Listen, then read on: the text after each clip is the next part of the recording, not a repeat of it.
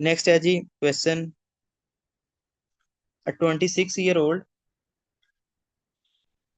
old man had unprotected sex and presenting with painless penile ulcer.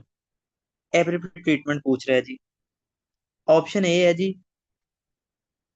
बेंजाथीन penicillin, B doxycycline, option C azithromycin, option D ceftriaxone, option E ciprofloxacin.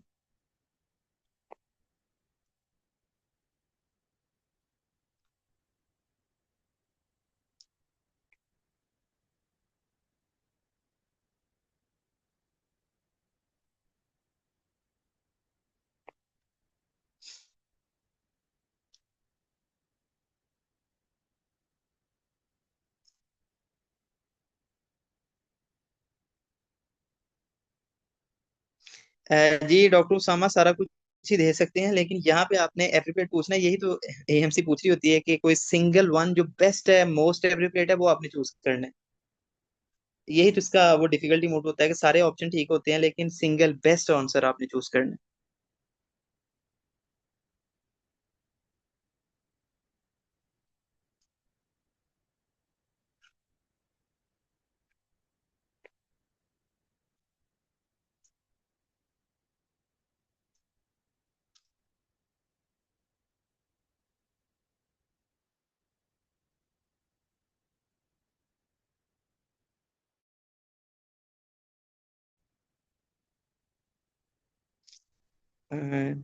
Doctor माहा, doctor Shumaila ए, doctor Adeel ई,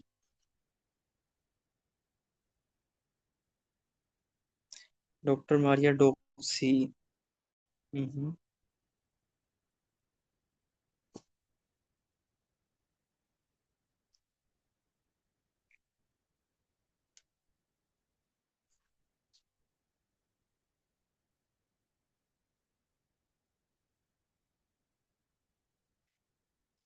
चलें जी, इसका हम answer की तरफ move करते हैं।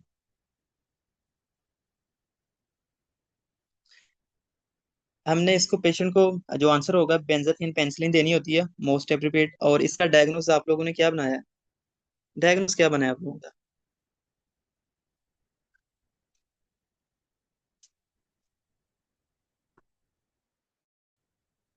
Doctor diagnose बताएं मुझे। आपने ट्रीटमेंट तो बताने की कोशिश की है लेकिन डायग्नोस बताएं।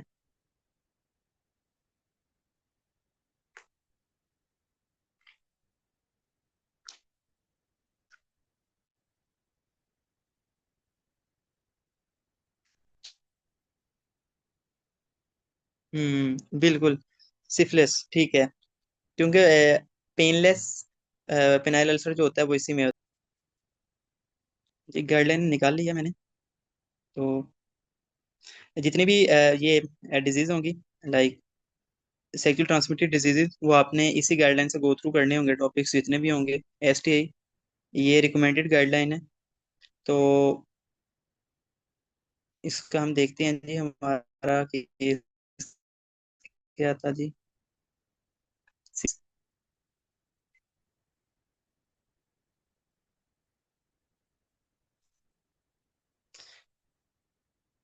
सिफिलिस हमारा केस था, तो हम इसका मैनेजमेंट ऑप्शन देखेंगे।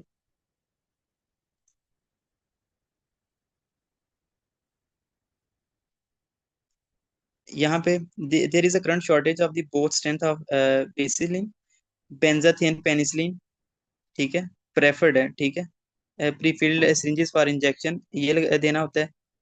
जो फर्स्ट लाइन है मोस्ट एप्रोप्रिएट है वो यही है। और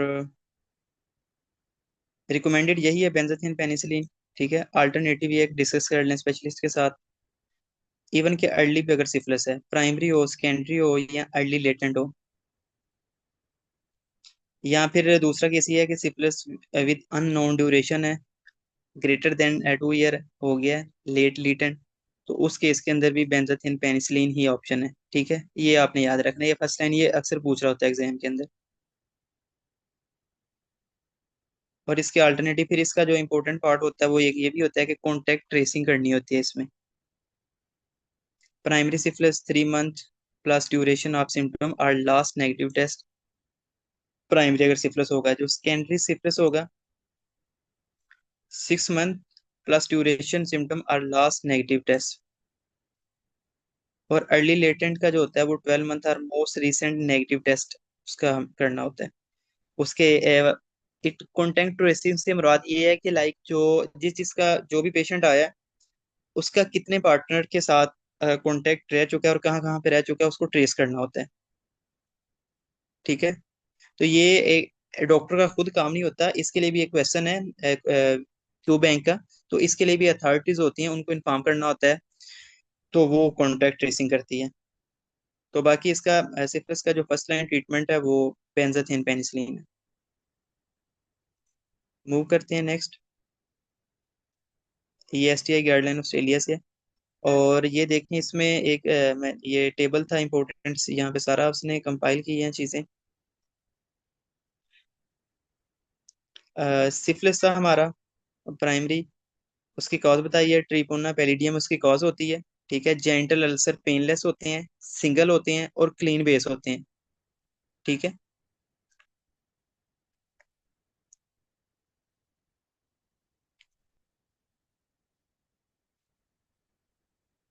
ये एक दफा देख लें, इंपॉर्टेंट टॉपिक है।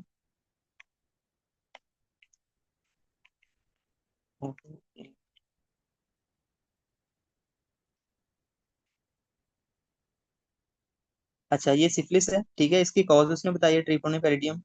और ये सिंगल, इसमें पेनलेस अल्सर होता है। ठीक है, सिंगल पेनलेस होता है, क्लीन बेस होता है। और इसमें इंग्वानल जो इंग्वानल नोड होते हैं कोई टेंडर नहीं होते। ठीक है, नॉन टेंडर होते हैं क्योंकि पेनलेस है ना, टेंडर नहीं है। बट ट्रीटमेंट के लिए बेंजाथिन पेनिसिलिन देते हैं, सिंगल डोज उसकी इनफ होती है। ठीक है। जो हर्ब सिम्प्लेक्स वायरस होता है, HSV2 ग्रेट ज्यादा कॉमन होता है एज कम्पेयर टू HSV1। ठीक है। इसमें पेनफुल होता है, मल्टीपल वेज होते हैं। ठीक है, ये यहाँ पे डायग्राम आपको नजर आ, मल्टीपल पेनफुल वेजिकल होते हैं। ठीक है। और इसमें जो इंग्वानल नोड होते हैं वो टेंडर होते हैं। ठीक है, बाइलेटरल टेंडर होते हैं। तो क्योंकि ये वायरल है तो इसके लिए ए साइक्लोविर यूज कर रहे होते हैं 400 mg oral for 7 to 10 days। ठीक है। अच्छा, नेक्स्ट है जी चैंकर्ड। इसमें ना ये पेनफुल होते हैं। ठीक है, हीमोफिलिस डुक्राई इसकी काज है। डुक्राई, डुक्राई क्राई रो है। ठीक है, तो पेनफुल होता है, इस तरह आप याद रख लें। ठीक है, इंड्यूरेटेड और किसिंग लीजन होते हैं, ये यहाँ पे नजर आ रहा होता है। ठीक है, पेनफुल होते हैं और इसमें यूनिलेटरल टेंडरनेस होती है। ठीक है, जो लिम्फ नोड होते हैं वो यूनिलेटरल टेंडर होते हैं। इसका ट्रीटमेंट के लिए एजिथ्रोमाइसिन 1 ग्राम ओरल सिंगल डोज यूज कर रहे होते हैं, या फिर हम सेकंड ऑल्टरनेटिव सेफ्ट्राइएक्सोन भी यूज कर लेते हैं। ठीक है। फर्स्ट हमारा ये होता है एजिथ्रोमाइसिन, सेकंड पे सेफ्ट्राइएक्सोन। ठीक है। नेक्स्ट है जी फोर्थ पे लिम्फोग्रेनुलोमा ब्रेनम। इसकी कॉज होती है क्लेमिडिया ट्रिकोमेटस। ठीक है, पेनलेस होता है, ये भी ट्रांजिट पेनलेस होता है। और इसमें टेंडर होते हैं लिम्फ, जो अंगवाना नोड होते हैं टेंडर, ग्रूव साइन बना होता है।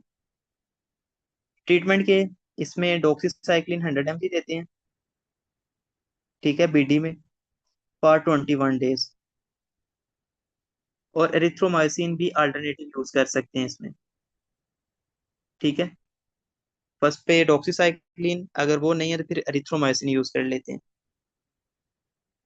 नेक्स्ट है जी ग्रेन्युलोमा इंगोनाइल। ठीक है,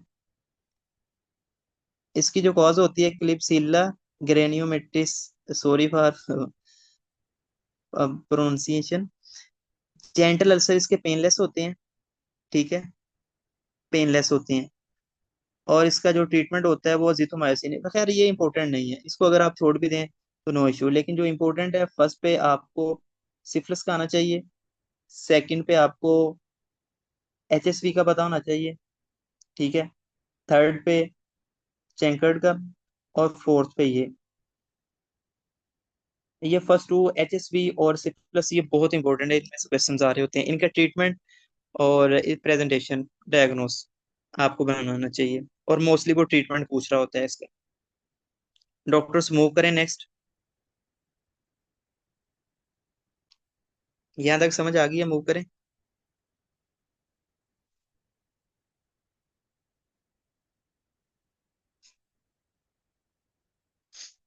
चलें जी, मूव करते हैं नेक्स्ट।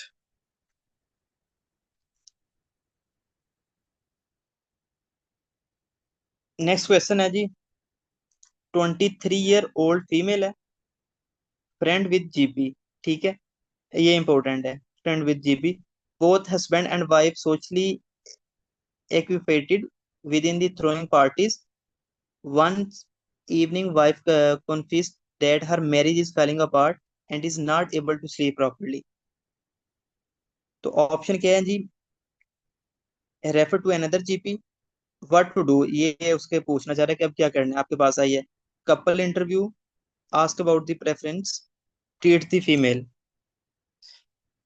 इट मीन्स वो ये पूछ रहा है, पहले क्वेश्चन को समझे। 23 ईयर फीमेल की एज है, और उसकी फ्रेंडशिप हो चुकी है जीपी के साथ।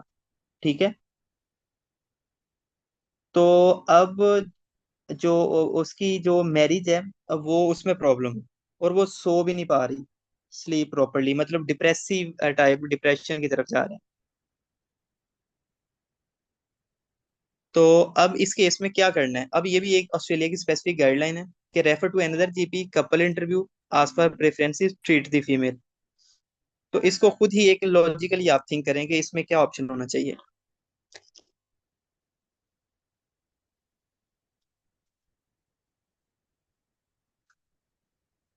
बी भी, कपल इंटरव्यू। हम्म।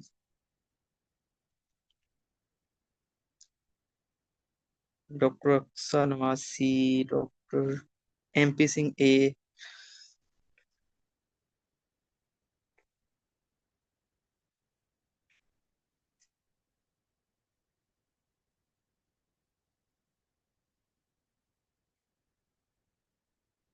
Doctor Adeel B.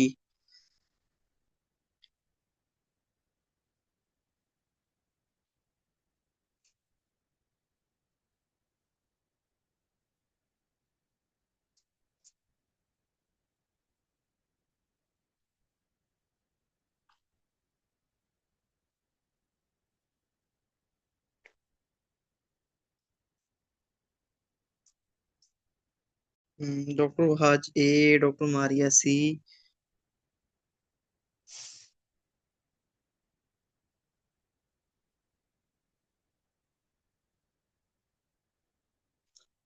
चलें जी, हम आंसर की तरफ मूव करते हैं। आंसर इसका जी, रेफर टू अनदर जीपी। अगर कोई इस तरह का केस होता है तो आपने रेफर कर देना होता है पेशेंट को अनदर जीपी। ठीक है, इसमें एक और क्वेश्चन है कि अगर साइकेट्रिक पेशेंट है और आपके पास आया है, ठीक है, तो साइकेट्रिक केस के अंदर अगर इस तरह का कोई उनका इंटरफेयर चलता है, तो उस केस के अंदर आपने उनको नोटिफाई करना होता है, उनकी अथॉरिटी को आपका नोटिफिकेशन देना होता है।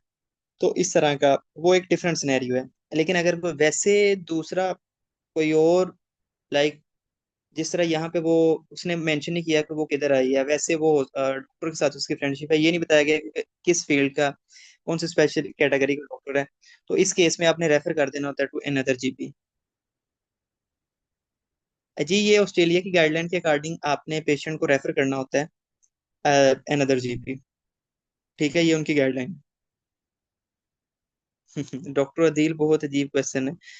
ये एथिक्स है डॉक्टर साहब, ये एथिक्स है। एथिक्स के अंदर यही चीजें होंगी, आपको वो यही तो असेस करेगा। उनका कल्चर, उनकी चीजें डिफरेंट होती हैं, तो यही चीजें वो असेस कर रहा होता है।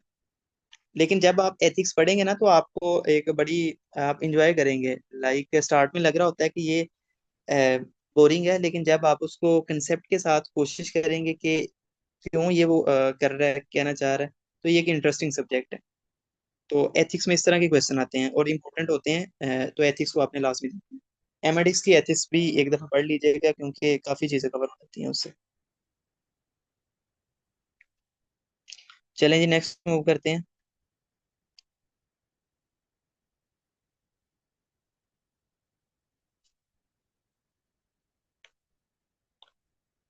नेक्स्ट है जी, old patient, old women already on the enoxaparin 20 mg, CTPA पे डायग्नोस बन चुका है, pulmonary embolism, ट्रीटमेंट क्या होगा आप उसका?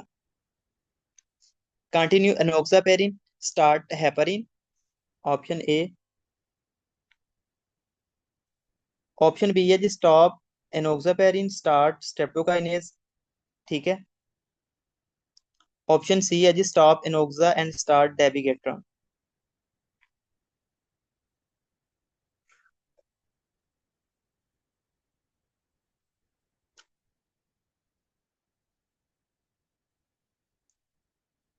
डॉक्टर आंसर करें इसका, क्या आपको क्या समझ आई है? आई नो ये थोड़ा आपने पढ़ा नहीं है, टफ क्वेश्चन है, लेकिन इससे पहले आपने जो चीजें इसके बारे में पढ़ी हैं उसके बारे में आप कोशिश करें आंसर करने की।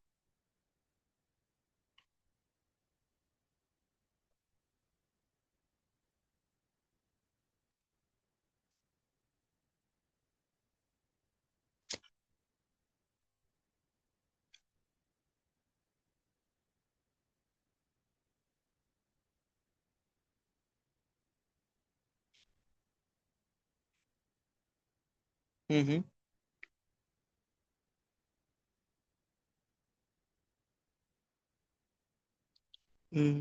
ये मोस्टली ये कह रहे हैं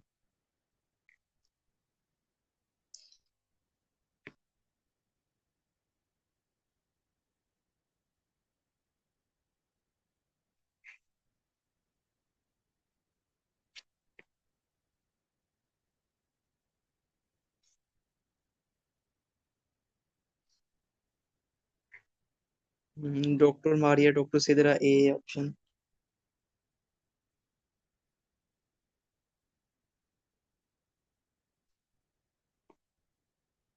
चलें डॉक्टर, हम इसका आंसर की तरफ मूव करते हैं।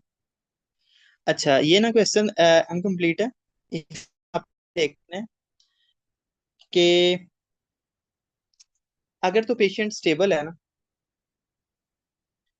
स्टेबल पेशेंट है, तो उस केस में आपने स्टॉप करनी है इनोक्सापेरिन और स्टार्ट कर देनी है डेबिगेट्रॉन। डेबिगेट्रॉन होती है जो डायरेक्ट थ्रम्बिन इनहिबिटर, तो ये करनी है। क्योंकि इस सिनेरियो एक क्वेश्चन इस तरह का हो रहा गया है कि वो दूसरी इसका वो स्टेटमेंट होगी, डिफरेंट प्रेजेंटेशन। क्योंकि ऑलरेडी पेशेंट एनोक्सापेरिन पे 20 mg ऑलरेडी ले रहे हैं, तो उसके बावजूद भी CTPA पे उसके पल्मोनरी एम्बोलिज्म डायग्नोज हो रहा है। तो क्यों हमने दोबारा वो कंटिन्यू करनी है नोपेरिन, जो लोग ए ऑप्शन कह रहे थे?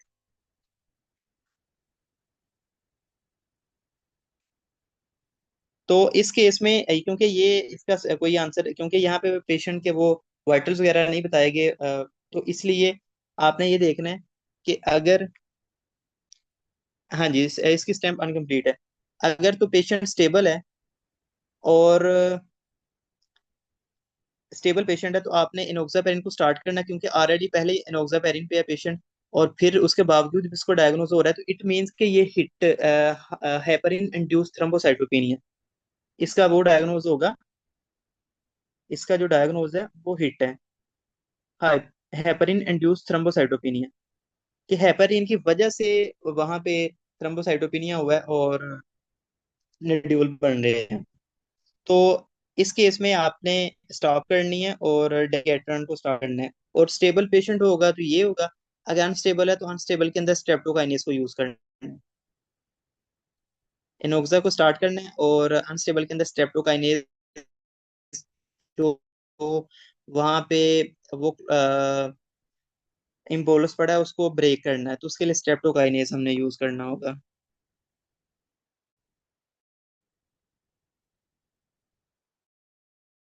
ठीक, ठीक है। नेक्स्ट क्वेश्चन करते हैं, वो भी इसी तरह का है। तो फिर 80 year old female, post ops Hartmann 5 days, वो सोल्यूशन एरिया 5 days और on enoxaparin 20 mg,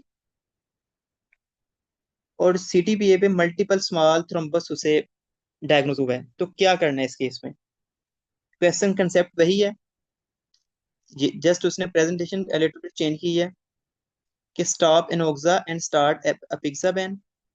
option B है stop enoxa and start warfarin. Option C continues enoxaparin and add heparin. Option D streptokinase, option E continues enoxa and aspirin.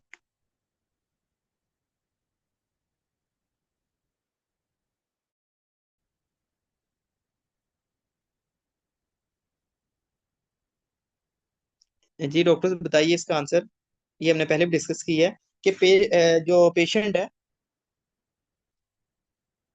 वो already इनोक्सापैरिन पे है, already इनोक्सापैरिन पे है, और उसके बावजूद भी उसको मल्टीपल थ्रम्बस बन रहे हैं। तो बताएं क्या करना है। इनोक्सापैरिन की वैसे जो मैक्सिमम डोज हम कर सकते हैं ना, मैक्सिमम डोज वो 80 mg पर डे कर सकते हैं हम। मतलब बीडी के अंदर 40 40 mg, ठीक है। 40 मॉर्निंग 40 इवनिंग बीडी के अंदर।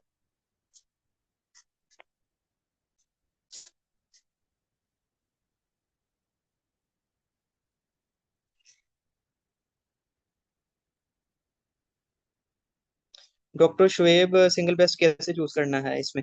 सिंगल बेस्ट इसमें ये होता है कि लाइक अगर अक्यूट प्रेजेंटेशन है, अक्यूट पेशेंट आपके पास है, तो आपने उसको हेपरिन से स्टार्ट करना होता है और फिर उसको ब्रिज कर देना होता है वारफिन। और फिर आजकल वैसे वारफिन रिकमेंडेड नहीं है, आजकल जो रिकमेंडेड है वो डुएक है, डायरेक्ट ओरल एंटीकोगुलेंट्स। जो अपिक्सापेन है ना, ये डुएक कहा जाता है इनको, डुएक, ठीक है। तो आजकल ये रिकमेंडेड है। आजकल वारफिन यूज नहीं की जाती क्योंकि उसके कुछ साइड इफेक्ट हैं, तो वो आजकल रिकमेंडेड नहीं है। तो डुएक आपने यूज करनी होती है।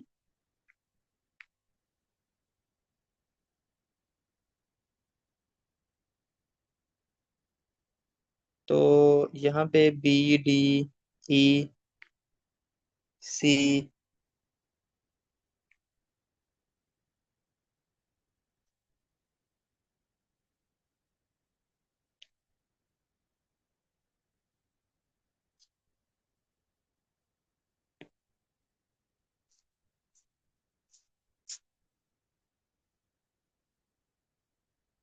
चलें जी डॉक्टर्स, मूव करते हैं हम आंसर की तरफ।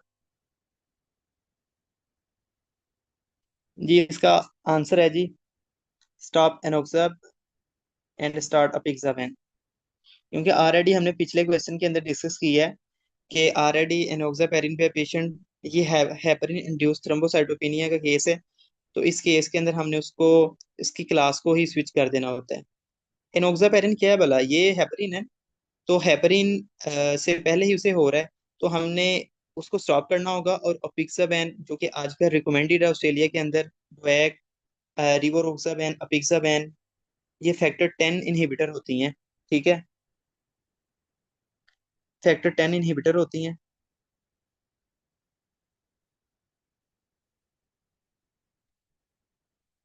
तो ये आज का रिकमेंडेड है ऑस्ट्रेलिया के अंदर, डुएक। ये क्यू बैंक में मल्टीपल क्वेश्चन आप इस पे देखेंगे, ठीक है। तो इसका ऑप्शन ए करेक्ट है जी। नेक्स्ट मूव करें डॉक्टर्स। ये सारे रिकॉल्स बहुत इंपॉर्टेंट है, मल्टीपल टाइम ये रिकॉल्स एग्जाम में अपेयर हुई हैं। मूव करें डॉक्टर नेक्स्ट।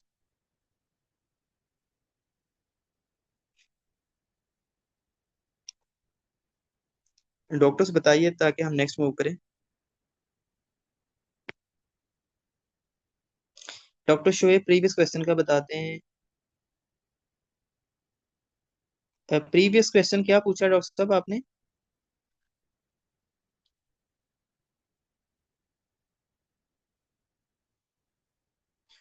Move on.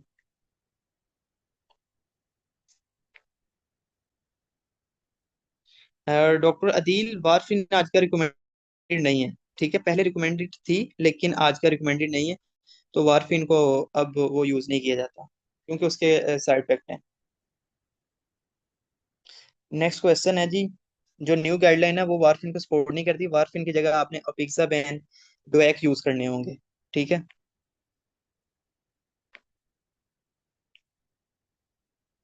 अच्छा जी नेक्स्ट क्वेश्चन है जी। Scenario of 12 month old boy with single palmar crease and low satire, asking what is the important investigation to request। important, ये बात note करने वाली है। 12 मंथ उसकी एज है, सिंगल पामर क्रीज। पहले तो इसका डायग्नोज बनाए, लो सेट ईयर है। और अब 12 मंथ पे कौन सी इन्वेस्टिगेशन वो आपसे पूछ रहे हैं?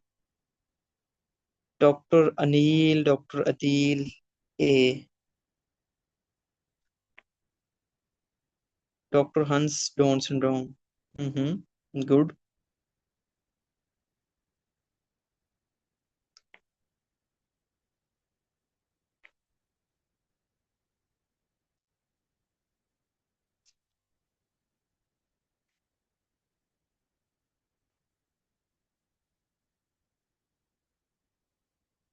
Done syndrome.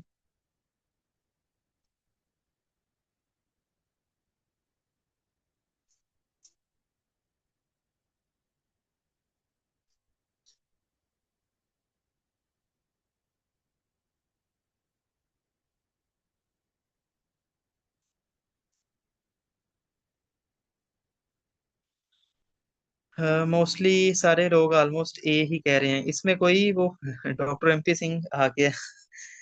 एमआरआई ब्रेन, ठीक है। डॉक्टर एमपी सिंह और डॉक्टर शोएब डी।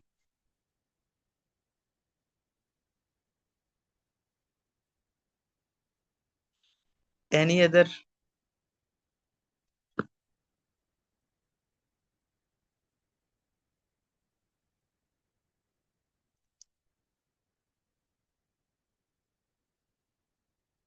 सिम्टम्स यहाँ पे वो आपके सामने प्रेजेंटेशन है। इसमें पहले तो डायग्नोज आपका बना होगा, तो फिर आप उसके इन्वेस्टिगेशन की तरफ जाएंगे। और इसका जो डायग्नोज है वो डाउन सिंड्रोम है।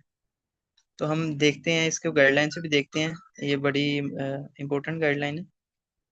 आंसर इसका जी, 12 मंथ पे डाउन सिंड्रोम की स्क्रीनिंग की जाती है। टीएफटी किया जाता है 12 मंथ पे, ठीक है। तो इसको हम एक दफा गाइडलाइन से भी देख लेते हैं।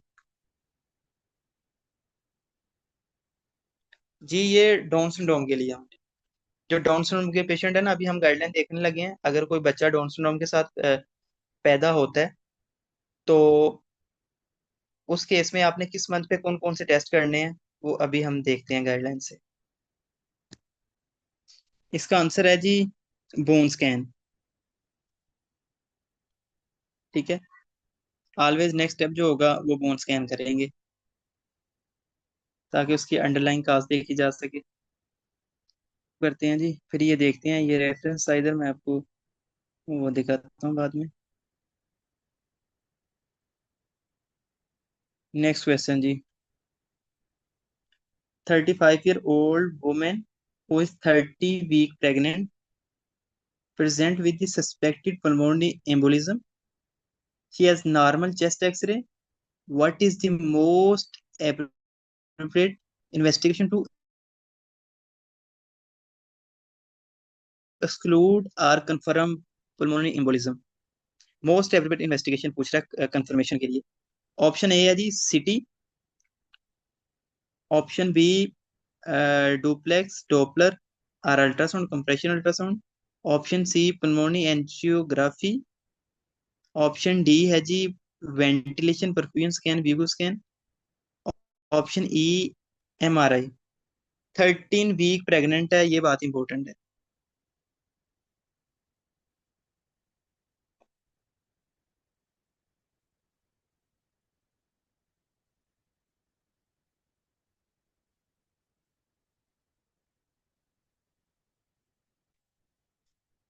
हम्म वीक्यू स्कैन कुछ ए कह रहे हैं, कुछ डी, कुछ बी। हम्म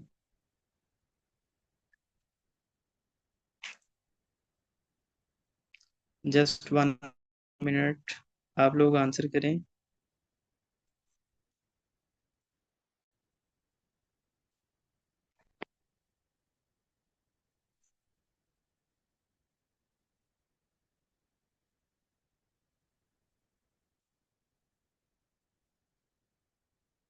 डॉक्टर राज वाली वीक्यू स्कैन।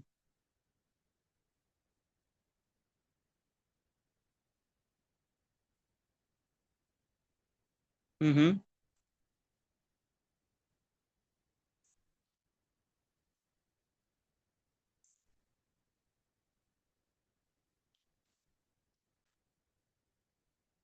मोस्टली लोग इट मीन्स के डी के साथ वो जा रहे हैं। चलिए जिसको गाइडलाइन से देखते हैं, इसका एक मिनट ऑप्शन आंसर देख लेते हैं पहले। आंसर है जी वेंटिलेशन परफ्यूजन स्कैन। क्योंकि ड्यूरिंग प्रेगनेंसी 13 वीक प्रेगनेंसी है, तो इस केस में हम सीटी नहीं कर सकते, वो कंट्राइंडिकेटेड है। तो इस केस में हमने वीक्यू स्कैन करना होता है। और कुछ और भी कंडीशंस होती हैं जिन केस के अंदर हम सीटी को प्रेफर नहीं कर रहे होते, लाइक कोई मॉडरेट कोई किडनी प्रॉब्लम है, ठीक है, या फिर इसके अलावा कोई जो डाई इंसर्ट करते हैं ड्यूरिंग सीटी के लिए, वो उससे कंट्राइंडिकेशन है, एलर्जी है पेशेंट को, तो उस केस के अंदर हम ये नहीं कर रहे होते, सीटी नहीं करते, फिर वीक्यू स्कैन करते हैं। तो गाइडलाइन से देखते हैं जी। ये ऊपर सारा कुछ उसने वही रिस्क फैक्टर, डिस्निया वगैरह, ये chest pain, productive cough, haematemesis, syncope, leg pain, swelling, sign उसने बताया, टेकिकार्डिया आता है, टेकिपीनिया, ठीक है, रिस्क फैक्टर ये सारे उसने बताए हैं जी। सर्जरी हुई है, इमोबिलाइज है पेशेंट, को ट्रामा हुआ है, ठीक है, हाइपर कोagulable स्टेट है, प्रेगनेंसी उसका रिस्क फैक्टर है, एक्टिव मैलिग्नेंसी, ये सारी चीजें उसके वो रिस्क फैक्टर में आ गई। तो स्टेप टू क्या होगा, इस पेशेंट स्टेबल है तो एयरवे ABCD वाला आपने वो देखना है, एयरवे ब्रीथिंग उसकी देख ली, सर्कुलेशन फिर देखना है, वही जो ट्रॉमा का प्रोटोकॉल मैनेजमेंट प्रोटोकॉल होता है, स्टेबिलिटी देखनी है। अगर लेस देन 90 है तो इट मीन्स कि हीमोडायनामिकली अनस्टेबल है पेशेंट। तो फिर उसके बाद ये initial management, ECG, chest x ray, वो सारी चीजें आ गई। ये तो इनिशियल मैनेजमेंट है। ये पर्क रूल होता है, वेल स्कोर्स होता है, इसके अकॉर्डिंग हमने उसका वो डायग्नोस करना होता है। पर्क रूल इसमें ये आ रही होती हैं चीजें, ठीक है, और उसके अकॉर्डिंग हमने इसको डायग्नोस बनाना होता है। और ये वेल स्कोर है, कितने पॉइंट्स हैं उसके अकॉर्डिंग हम इसका वो देख लेते हैं और पेशेंट को एडमिट करते हैं। ये उसने बताया लो प्रोबेबिलिटी जो होता है 0 to 1, ठीक है, लो प्रोबेबिलिटी है। इंटरमीडिएट प्रोबेबिलिटी 2 to 6 पॉइंट अगर हुए हैं तो ये इंटरमीडिएट प्रोबेबिलिटी है, ठीक है। और हाई प्रोबेबिलिटी ये है कि जिसमें पॉइंट्स ग्रेटर देन 7 है, तो हम इमेजिंग फिर करते हैं इसके लिए ना। तो ये पॉइंट्स हमने यहाँ पे ये जो इसने दिए हैं ना, इसके अकॉर्डिंग हमने पॉइंट्स को कंबाइन करना होता है, ये अकॉर्डिंग टू दी जो उसके सिम्टम्स होते हैं, ठीक है, सिम्टम वगैरह और क्लिनिकल जो फीचर्स हैं। इसी तरह पर्क रूल भी इस तरह अप्लाई करते हैं। अब नेक्स्ट जो हमारे क्वेश्चन में था कि सीटी, सीटी उसने कहा है जी, CT pulmonary angiography is preferred method of diagnosis when it is available and there is no contraindication. जब कोई कंट्राइंडिकेशन नहीं है पेशेंट को, तो ये प्रेफर्ड मेथड होता है, ठीक है, मोस्ट जो एप्रोप्रिएट होता है वो यही होता है। व्हेन लो डोज सीटी इज अनअवेलेबल, अब ये उसकी बताने लगा जी, अनअवेलेबल है या कंट्राइंडिकेशन है, ठीक है, तो VQ scan should be considered in this patient with normal chest x ray. अगर नॉर्मल भी है तो फिर भी हमने वीक्यू कंसीडर करना है अगर contraindication. Are no lungs, history of lung disease and age less than 55। Contraindication ये इंपॉर्टेंट है जी, ये एमेडिक्स ने भी बहुत लिखा हुआ था, काफी उसमें कॉन्फ्लिक्ट भी था। कंट्राइंडिकेशन क्या है जी, CTP है including moderate to severe renal disease है, ठीक है, मतलब GFR कोई 30-40 के राउंड अबाउंड आ गया है, या previous allergy to contrast media, iodine, या प्रेगनेंसी है, तो ये कंट्राइंडिकेशन है जी आपके CTPA की, ठीक है। आगे है जी, अब बाइलेटरल, ठीक है, ये डोपलर अल्ट्रासाउंड, ये इनिशियल इन्वेस्टिगेशन हम कर रहे होते हैं। जो डी टाइमर होता है वो मतलब बहुत ही नॉन स्पेसिफिक होता है, वो और कैसी कई और कंडीशन में भी उसका वो डी टाइमर लेवल रेज होता है। तो अल्ट्रासाउंड जो है इन्वेस्टिगेशन करते हैं ड्यूरिंग प्रेगनेंसी, जो इनिशियल होता है वो अल्ट्रासाउंड कर रहे होते हैं। तो ये था। और VQ scan is method of investigation if CTPA is unavailable है, या फिर उसकी कोई कंट्राइंडिकेशन है, ठीक है, या फिर कोई हिस्ट्री नहीं है लंग डिजीज की, तो इस केस में कर सकते हैं। एज लेस देन 35 है, ये उसकी इस कंडीशन में हम ये कर रहे होते हैं VQ स्कैन। डॉक्टर्स यहाँ तक आप लोगों को समझ आ गई है? और यही अभी तक आपने यही जो अभी याद करना है इसके लिए इनफ।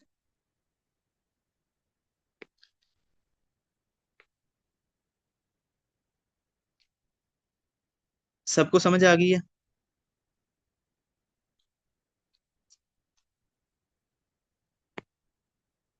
डॉक्टर से मूव करें नेक्स्ट, या मैं एक्सप्लेन कर दोबारा रिपीट कर दूं ये? जरूरत तो नहीं है, सबको समझ आ गई है ना?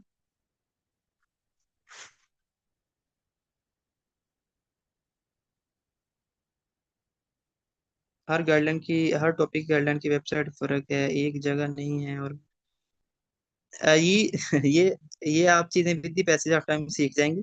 अभी स्टार्ट है ना, तो इसमें थोड़ा सा प्रॉब्लम होती है, लेकिन जब हम वो थ्योरी करेंगे उसके साथ डिफरेंट गाइडलाइन होंगी, तो वो with the passage of time चीजें ठीक हो जाएंगी। Don't worry.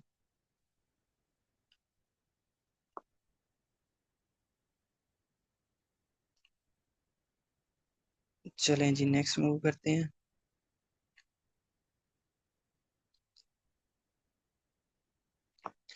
नेक्स्ट है जी, a lady came to clinic with mental retarded, a girl complaining of menorrhagia. She say she has been suffering from menorrhagia ever since menarche and non-compliance with oral drugs. What is the best management? Best management पूछ रहा है जी यहाँ पे। Implanon, option A, option B Mirena, option C IUCD, option D ओसीबीज।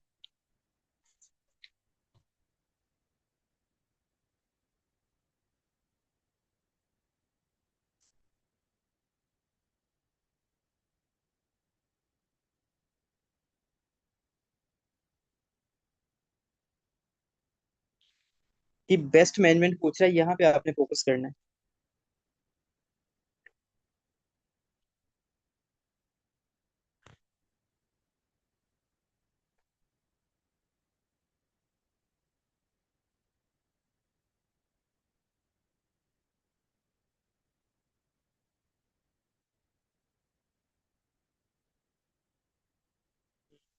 C B.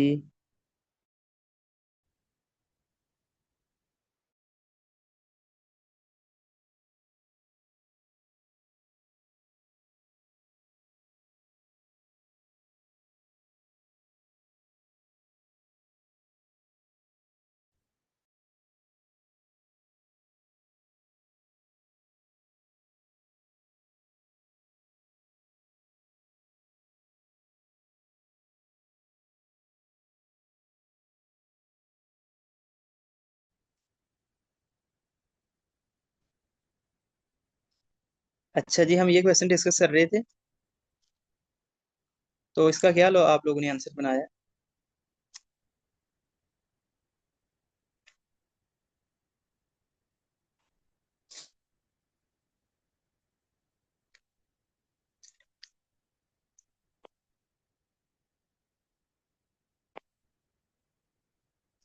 हम इसके answer पे move करें?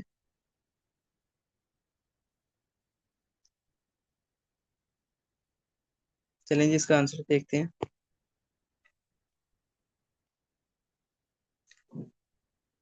इसका जो आंसर है वो हमारी ने, ठीक है। एक्सप्लेनेशन इसकी देखते हैं। Mirena is designed to last for 2 years, 2 years longer than implanon with a 5 year lifespan, ठीक है। और Mirena is offered as a treatment for heavy menstrual bleed menorrhagia, whereas implanon is purely a contraceptive treatment। अच्छा, इसके अंदर ये चीज है, जो मरीना होता है ना, इसका जो इसको यूज किया जाता है लॉन्ग टर्म कंट्रासेप्शन के लिए, वो 5 years 10 years के लिए, ठीक है। जो इम्प्लानोन होता है उसमें प्रोजेस्टेरॉन होता है, और वो एक शॉर्ट टर्म टाइम के लिए यूज किया जाता है, ठीक है। और जो मरीना होता है ना, इसको हम ट्रीटमेंट के लिए यूज करते हैं। हैवी मेंस्ट्रुअल ब्लीड का जो मोस्ट और डेफिनेटिव ट्रीटमेंट होता है ना, उसके लिए हम मरीना यूज कर रहे होते हैं, जो मोस्ट एप्रोप्रिएट होता है हैवी मेनोरेजिया में, हैवी मेंस्ट्रुअल ब्लीड में। अगर नेक्स्ट स्टेप पूछता है तो उसमें हम ओसीपी देते हैं, ठीक है। अगर नेक्स्ट स्टेप पूछता है तो सीपी दें। इसके ट्रीटमेंट में अगर तो आपसे वो नेक्स्ट है, पूछता है तो ओसीपीज दे रहे होते हैं, और अगर ये भी इनफेक्टिव है और डेफिनेटिव पूछ रहा है, तो इसमें हम फिर ये मरीना दे रहे होते हैं। और ये भी क्वेश्चन जो है ना वो मेरे एग्जाम में था। डॉक्टर समझ आ गई है? मूव करें आगे, क्योंकि ओसीपीज पहले ही उसको एक्सक्लूड कर देते हैं। इम्प्लानोन चार्टर में वो बेस्ट पूछ रहा है, आईयूसीडी वो भी नहीं, ओसीपीज तो यहाँ पे जो मोस्ट एप्रोप्रिएट था वो मरीना ही था। चलें जी, नेक्स्ट मूव करते हैं जी। नेक्स्ट क्वेश्चन है जी, fundoscopy view of the eye, what is the treatment? Topical dexamethasone, oral valaciclovir, C से टिमोलोल ड्रॉप्स, और डी जो होगा एसिटाजोलामाइड।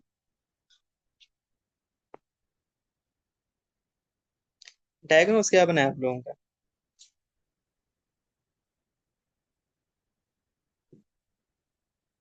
डायग्नोस भी बताएं डॉक्टर्स।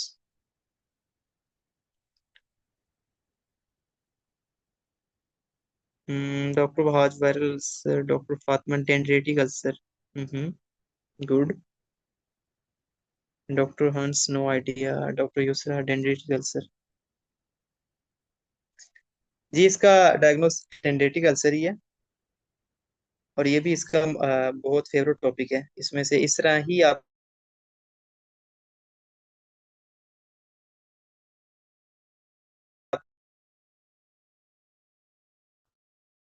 इमेज आएगा, बिल्कुल इस तरह इमेज होगा। ठीक है, ये जो इसने दिखाया ना, ये छोटे सर बने हुए।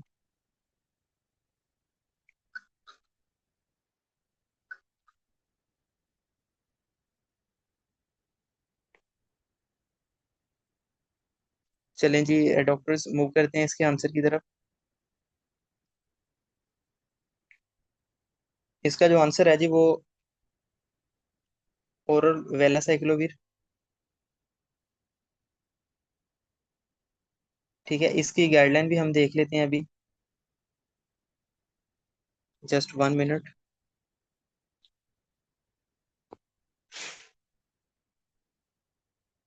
Just 1 minute.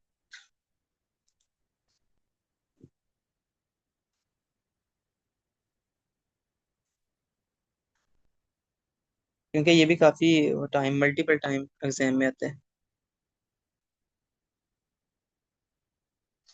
अच्छा, इसमें ना दो चीजें हैं। अगर तो जीपी इसका ट्रीटमेंट करेगा तो फिर टॉपिकल ए साइक्लोविर यूज कर रहे होते हैं, और अगर यही स्पेशलिस्ट कर रहा है, ऑप्थेल्मोलॉजिस्ट कर रहा है, तो फिर इसके लिए वेला साइक्लोविर होगा। ठीक है।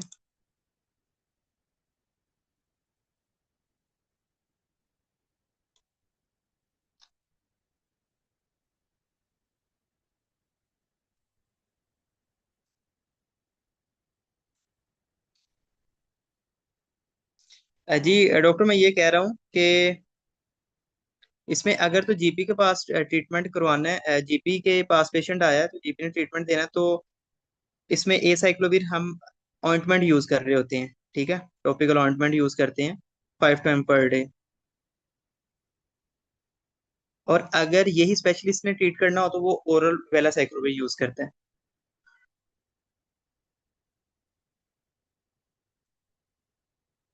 ठीक है डॉक्टर्स,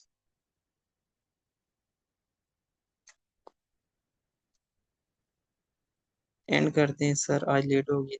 चलें ये पॉइंट लिख लें कि जीपी, अगर जीपी के पास ये पेशेंट आया है, तो 3% ए साइक्लोविर ऑइंटमेंट यूज करते हैं 5 times per day for 14 weeks. और अगर स्पेशलिस्ट के पास पेशेंट है तो फिर वेला साइक्लोविर यूज करेंगे, टीडीएस फर्स्ट 7 to 10 डेज। ये टॉपिकल ए साइक्लोविर भी यूज कर सकते हैं।